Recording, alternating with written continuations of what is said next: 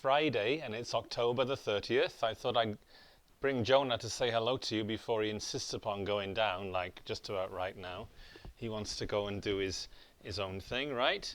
Anyway, we're here on Friday, October 30th, and things are fairly quiet around here, and I'm not sure why. Maybe it's because everybody is getting ready for the holiday tomorrow of Halloween. I know different members of the parish I've met this recent days have been talking about candy and whether people will come out for candy and, costumes. Somebody in the food pantry dressed up as a prison convict, this past Thursday. So there's the flavor of Halloween in the air, So maybe that's why it's quiet today, because tomorrow people will be out doing their thing. I suppose on that note, really, I want to take an opportunity to say that, I grew up really without Halloween being celebrated, either in my family or in my neighborhood or even in my country. It was not something which was on my radar at all, or anywhere, I think, really, in Europe, particularly in the way it's celebrated here. I think that I grew up kind of more or less having a sense that Halloween was something that they celebrate in America, But as for Halloween candy and trick or treat or even pumpkins, carving pumpkins, that's something completely beyond my experience, completely alien to me. And so it's been quite an eye-opener coming to this country and finding such great joy, I suppose, and interest in Halloween and how it's celebrated here throughout the neighborhoods of Chicago and beyond, for example. But just to sort of say that in terms of pumpkin carving, I would be very hard pressed to find a pumpkin in my hometown. Now, things may have changed, and maybe they sell pumpkins, but we don't really have pumpkins, really. We don't grow them. We don't really eat them, so they don't sell them. So, and when I was a Boy Scout, going back way back when, they tried to do something Halloweeny, I remember, like that. And they didn't have pumpkins to carve, so they gave me instead, and I carved one. I carved what we call a Swede. Now, you wouldn't know what a Swede is, but a Swede is what we call in America a rutabaga, like a turnip. And so we carved that into a small lantern, and that was the nearest we ever got to anything of Halloween, I think, in my home life. As I say, I think maybe things have become slightly more Americanized everywhere, really, and maybe now I think my youngest brother did something in the way of trick or treating or something like that, or dressing up. Or maybe there are some Halloween parties, but ordinarily we consider it like a festivity which has come from this side, if you like, of the Atlantic Ocean, rather than that side of the Atlantic Ocean. So that's just Halloween. And what I think about it is, I think it's just a bit of fun, and not to be taken seriously, but it's all a bit of fun. But, and this is the point I want to touch on today, really, is that I like to understand Halloween, really, in the context of the feasts which follow it. On Sunday, we celebrate the Feast of All Saints, and then on Monday, we have the Commemoration of All Souls. And I think it's those two celebrations of faith which really give Halloween its meaning, or at least a proper understanding of where it came from. And I'll tell you what I mean by that now. And you probably have heard this said before, but going way back when, sort of in the Middle Ages in Europe, you see, people were very simple. They were agricultural farmers, throughout Europe, almost exclusively. And they lived and worked the land. And they were very superstitious people, and they saw signs and read signs, and they were very much afraid.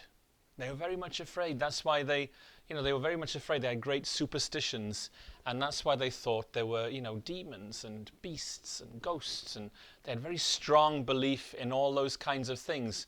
And I'll tell you why, because at this time of the year, as we see, the weather is changing and the ground is changing, and the biggest fear that people had in Europe in those times, really at this time of the year, was that something might come along and blight the crop or ruin their cultivating or ruin their farming. And what in fact was like bad weather or the first frost, which would come and like kill their crops, they understood to be demons or malevolent spirits, bad spirits. And so, in order to counteract that or to ward off those evil spirits, they had festivals. They had different rituals, and they dressed up in such a way to try and frighten off all those evil spirits which are coming to harm them and harm their land and harm their livelihood. And so you can see what I'm saying now is that kind of thing that we do on Halloween, as dressing up as like monsters and things like that, has its roots in medieval Europe, in the days of pagan ritual, pagan practices. Okay, so keep that in mind. And then if we turn to the feast we're celebrating on Sunday, called All Saints, we're celebrating the gift of faith in the lives of people which have made people holy and given holy witness in the world, in the church, to Jesus Christ. And they've attained a certain degree of devotion that the church has decided they are canonized saints, or without even knowing they're canonized saints, they've achieved sanctity through the lives that they live, by the witness of the faith they lived. So we celebrate good spirits, good souls, good faith-filled souls on Sunday, on the Feast of All Saints. And what the church did around the time of all this superstitious pagan ritual, what they decided was, well, what we need to do is we need to evangelize, and we need to educate the people so that they see that, whilst they believe there are bad spirits out there, there's lots of good spirits around here too. And so they put the Feast of All Saints just at that important time that the people were celebrating all these pagan rituals.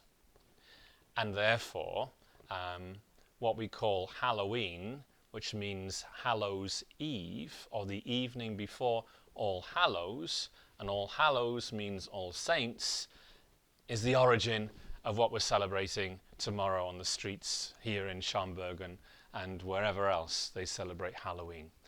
So Halloween, if you like, came before All Saints, but it was All Saints which in some ways gives the name to Halloween, because it was trying to convert Halloween into something which is far more positive, far more life-giving, and far more faith-filled. So that's, I think that for me, I like to see Halloween in the context of All Saints, which we celebrate on Sunday, and which we recognize all of our favorite saints, all of the best saints that ever lived, but then lots of the ones that, the living saints that we've known in our own lives, the people who have been very devoted followers of Jesus and have given their lives to serving Jesus and practicing their faith without any recognition at all, the invisible saints which even walk among us today, And then the other thing I would say, I also understand Halloween in the context of the following day,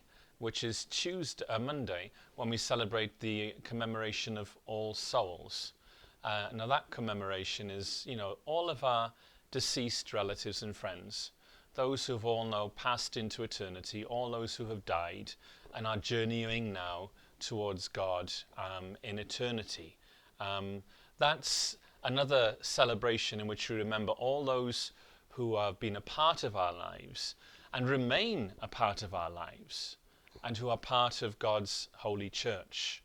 So, if you like, I think the next couple of few days, really what we're celebrating is just in some ways how the church, if you like, is present in our lives in such a way that it encompasses, the people who are living, the people who are dead, the people who are obviously really holy, and the people who are not obviously really holy.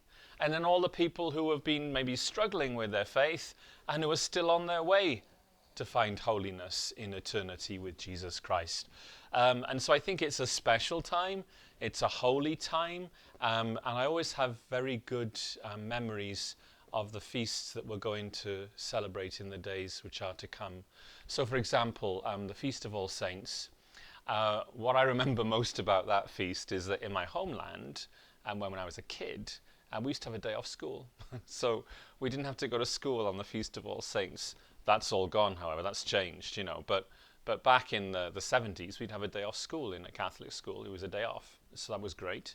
But also, when I was in seminary then, on the Feast of All Saints, we had a huge collection in the seminary of relics, pieces of the saints' bones, and they were all kind of displayed in reliquaries, little stands, And so part of the celebration of the Mass was a procession throughout the seminary with us all carrying lighted candles and the relics of the saints and singing a very special song to the saints as we processed around the corridors of our seminary. And so that remains to me as a very holy time and a special time, So that's All Saints. And then All Souls, what I like most about that, is that when I was in seminary, on that day we would walk to the cemetery, and on the way to the cemetery we would pray the rosary together,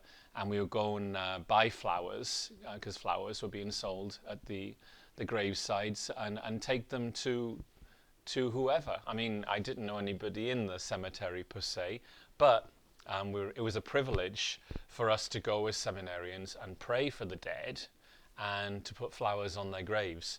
And it was a great way of honouring, I suppose in some ways, people, past, present, dead, and now on their way in faith to Jesus Christ in eternity. So that's where I am with the feasts which are coming in the next couple of days. And it all kicks off tomorrow with candy, pumpkins, and disguises and costumes. And I'm not sure in these COVID days if anybody's having a party, but I mean, I know some people might be doing something, but there will be some form of celebration. And I think it kicks off tomorrow with a little bit of fun. And I think that's just fine, because it leads us then into really the depth of the expression of the feast, which is really about faith and about souls living and dead, and us all journeying together to Jesus Christ, who is our Lord. So there you are. That's my take on these holy days which are to come, and my experience of Halloween back in Wales, which was fairly little. And my parents, who are probably watching this, they probably would tell you too that you couldn't buy a pumpkin. You couldn't buy a pumpkin in Wales. It'd be very hard to find a pumpkin, and we don't grow them. And another thing about pumpkin, we don't eat pumpkin. So when I came to this country first, and people were talking about pumpkin pie, I had no clue what pumpkin pie was, And, I thought pumpkin pie was something savory. I thought it would be something you would eat for your lunch or something like that. So when pumpkin pie was presented to me as a dessert, for a start, I didn't expect it to look like that, and I wasn't expecting it to taste as good as it does. But believe me, I am a fan of pumpkin pie, and I'm looking forward to having some on this Thanksgiving. But there you are. It's a whole new world to me, and I've embraced it, and pumpkins are part of my life now in a way that they were not in the past. Okay, so there you are. That's All Saints, All Souls, and Halloween, and pumpkins and traditions. I just wanted to touch on one more thing, really, because I was talking to my friends the other day, and they were talking about how, in some ways, we're living in a cloud right now. A cloud, which means that we can't really see where we're going, and it's all because of the coronavirus and the stress that it brings each one of us. And we can't do things freely in the way they would normally do things freely and naturally, and we feel very much impeded, and that's really hard for each one of us. And I want to say to each one of you is that, just do what you can. Do what you can. And however, if there was ever a time that needed prayer, now is it. If there was ever a time when we needed to lift our souls and try and project them towards God in prayer, now is that time. Really, because I think the weight of the restrictions and this new spike or this new wave, which has already arrived in Europe, and it's coming to us as well in the coming days. It's just it's draining us. It's sapping our emotions, and it's at times taking away our joy. Don't let that happen. That's why we need to pray. Don't let this COVID thing take away the joy that God wants to give you at this very holy time as we move into the holiday season. And I've been talking with the staff, and we've got some guidelines coming in from the Archdiocese, because none of us really know what is the best thing to do, because a lot of people do come out for Mass at Christmas time, and they come in large groups, and we don't know if people are going to travel or they're not going to travel. But as regards us here at the Church of the Holy Spirit, for Christmas, you can count on us to be open, as far as we know right now, for the regular schedule of Masses, which will be published. But of course, we'll be asking you to sign up in advance. We'll be doing that. At Thanksgiving, we will be having a celebration here at 10 a.m. in the morning, and everybody is welcome. But there are certain things that we have cancelled just because it doesn't seem to be practicable. So like our Filipino brothers and sisters here, they've decided not to have Simbang Gabi this year. And the reason being because it's a very social moment when people like to share food, and the celebration requires a choir and lots of singing, and it's joyful. And it's hard to do that when you're spaced out and you're not allowed to eat food together. So the Simbang Gabi celebration this year has already been cancelled here in our parish. And similarly, our Mexican brothers and sisters, there will be a regular celebration of Mass on the Feast of Our Lady of Guadalupe. But this year there will be no Las Mañanitas, which is the serenade which we give to Mary very early in the morning on the day of her feast. And the reason being for that is that people come to Las Mañanitas in big numbers, not a good thing in these days. And secondly, at Las Mañanitas, people like to sing, and sing loud. And at the moment, we're not allowed to sing, as you know. And then the other thing we're not allowed to have is instruments with like brass instruments, like trumpets. And very often at Las Mañanitas celebrations, people bring mariachi, and which use trumpets and other big wind instruments, and that's simply just not allowed at the moment because of the extended transmission that can cause. So these are just some of the things we're making, changes to already in our plans, but we do plan to be here for Christmas and to be here with you. And some of those Masses will be streamed. If you feel unable to come physically to one of those celebrations, there will be live sort of streaming of the Masses, or you can watch the Mass or join us whenever you can. But we'll do our best to get through this with great faith, okay, and with great joy, and we'll do it together. So Christmas is not cancelled, Jesus is already here, right? He's already in your hearts, he's already in your soul, and it's just a matter of us digging deep, in prayer and finding him, and we'll have a great celebration, come what may. So there you are. That's my thoughts for you this Friday. If you're doing trick-or-treating, enjoy, eat candy, and I look forward to seeing you at Mass this coming weekend. I believe I'm on the 8 a.m. and I'm on the 12 noon Mass this weekend. See some of you then. Anyway, take care. Cheers. Be joyful. Keep the faith. Bye-bye.